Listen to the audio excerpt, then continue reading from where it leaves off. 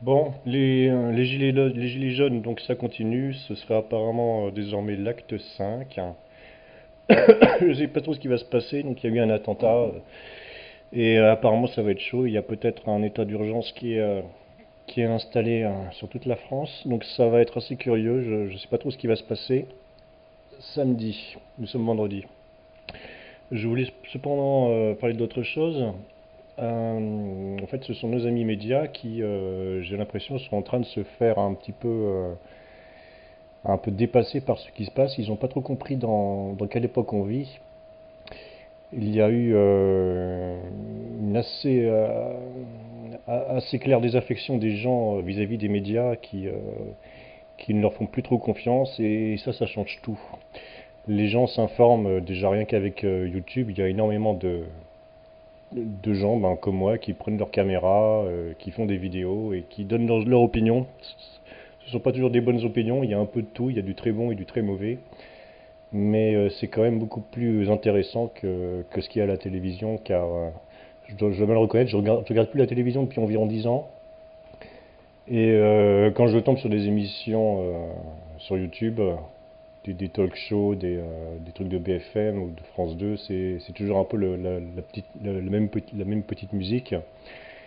Et quand ils font passer par exemple des gilets jaunes, ils essayent de leur faire dire ah bah, vous regrettez, est-ce que vous appelez à manifester, vous n'avez pas peur des conséquences. C'est toujours un peu la même rengaine, hein. C'est là qu'on voit qu'ils sont en fait totalement à la botte du pouvoir. Mais bon, heureusement maintenant les gens s'informent de plus en plus via des sites internet ou ils s'informent à l'étranger. Il y a aussi énormément d'opinions à l'étranger au sujet des gilets jaunes. Et il y a énormément de pays qui s'intéressent à ce qui se passe en France. Je sais qu'il y a même des stars américaines qui sont arrivées à Paris parce qu'ils ont flairé le bon coup, hein. Ce sont des gens qui ont besoin d'un bon capital sympathique, qui ont besoin d'être vus. Donc ils débarquent à Paris, ils raconteront comment ils ont vécu l'événement.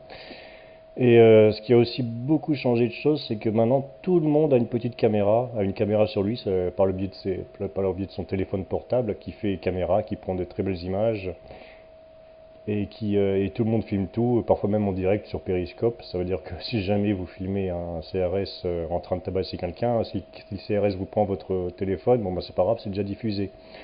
Et c'est ce qui va arriver à l'avenir, hein. Ça va avec la 5G, tout le monde fera des streams en live par exemple lors d'événements comme des manifestations hyper violentes comme ça.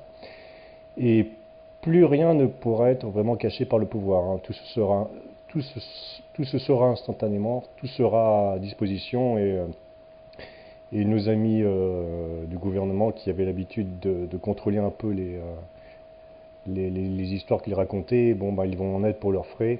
Parce que désormais, quand il y aura un crime qui sera commis, par exemple, eh bien, ça se sera très rapidement. Par exemple, les policiers se sont lâchés, ils ont été très violents la semaine dernière, et on a pu vraiment filmer ce qui se passait, quoi. On a vu les gens avec les mains arrachées, avec les têtes éclatées, enfin, les yeux crevés.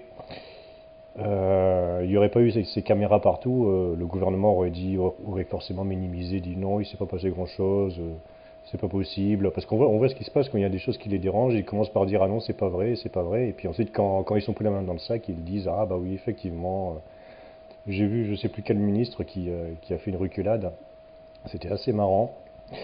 Et je dois dire qu'en même temps que l'équipe du gouvernement à Macron, ce sont des gens pas très bien formés, pas très futés, je dois dire, qui ont rebassé mal les choses parce qu'ils sont loin du peuple. Et je ne leur prédis pas un très grand avenir. Enfin bon, on va bien voir ce qui va se passer demain.